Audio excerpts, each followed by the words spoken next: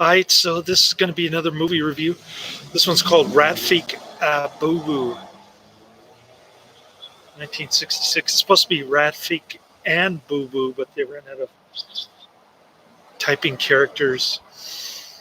I'm giving this 3 out of 5 stars. I thought it was alright. I much preferred the incredibly strange creatures who stopped living, became mixed up zombies, and body fever. And Ray Dennis Steckler says that he's never met anyone who disliked any of his movies. I'm not too crazy about this one, to be honest. I can't say that I disliked it. I sort of liked it in a way. The soundtrack was good. I'll give him credit for that. Underrated music score on this one, to say the least. And the guy in the monkey suit was pretty amusing.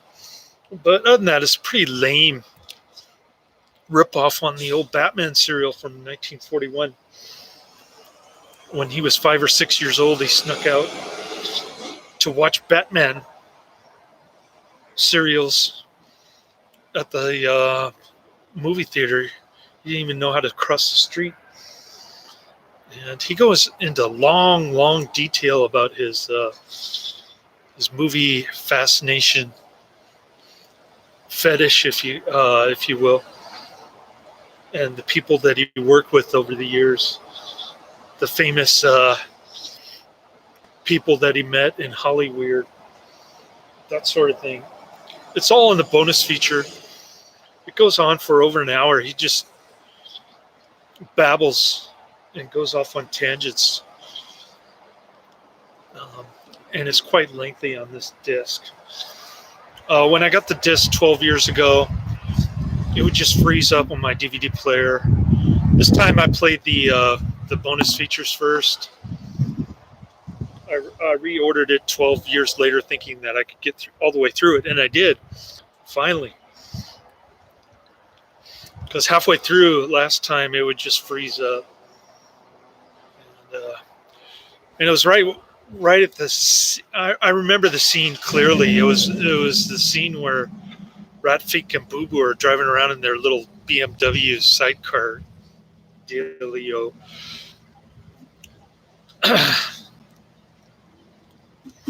And I'll give him credit, though. He does come up with some pretty fascinating movie-making techniques. I think I'll use that if I ever semi-retire, cash out my my part-time job options. If that ever happens within the next coming months, I'm waiting forever. Seems like I keep promising my best friend that I'll have more assets than she does whenever that happens, but it hasn't happened. I'm still struggling. I've got lots of money saved, but I'm not touching any of it. I'm just sort of barely scraping by on my checking account. Living within my means, so to speak. But pretty cool bonus features. If you watch the bonus features, it says music, and you click on it, and it plays like 90% of the movie. The last 90% of the movie, okay? So, pretty weird. But that's how I got through all of it, finally. And, yeah. So, anyways.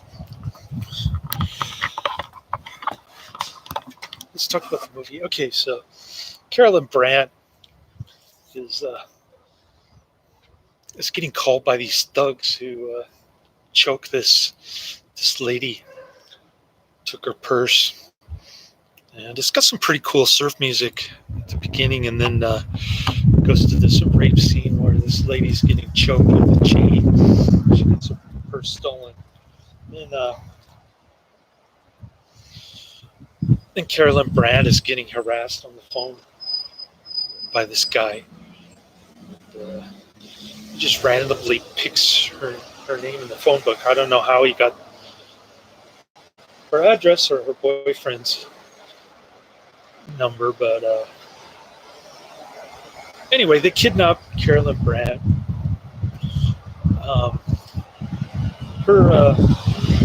Her singing boyfriend, who's pretty good, by the way, musically. I'm not too sure about his acting talent, but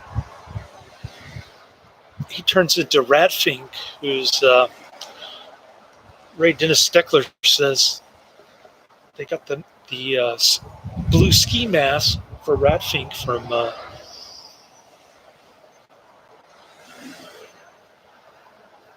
was it? He got it from Sears Roebuck, and the Boo Boo costume is even more ridiculous looking. It's got little tentacles right here with lights coming out of them, and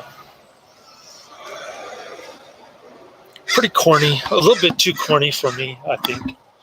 Of course, Ray Dennis Steckler loves this movie. He wants to hype it up, talk about it. He wants you to watch it 100 or 200 times, and it's not that great of a movie, in my opinion. Not as good as his other ones that I've seen. There's a guy in a monkey suit that I really like at the end. He escapes and looks like they're in Bronson Canyon or something, fighting the bad guys. And all of a sudden, out of nowhere comes this man in a monkey suit who attacks Carolyn Brandt. And that's pretty much the movie.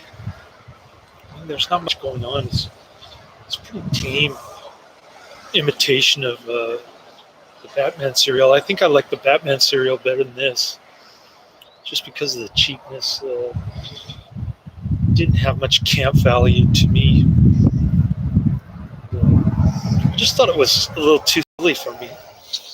But it does have its moments with the music and Carolyn Brandt shaking her hips. She gets naked, but you only see her back. Nothing else. And she's in this lingerie, but no nudity in this one per se. So not much else going on with this flick. She was also in Incredibly Strange Creatures Who Stopped Living, Became Mixed Up Zombies, and she was in Body Fever. Those were two of the better movies. That's not what I said. So that's it in my review.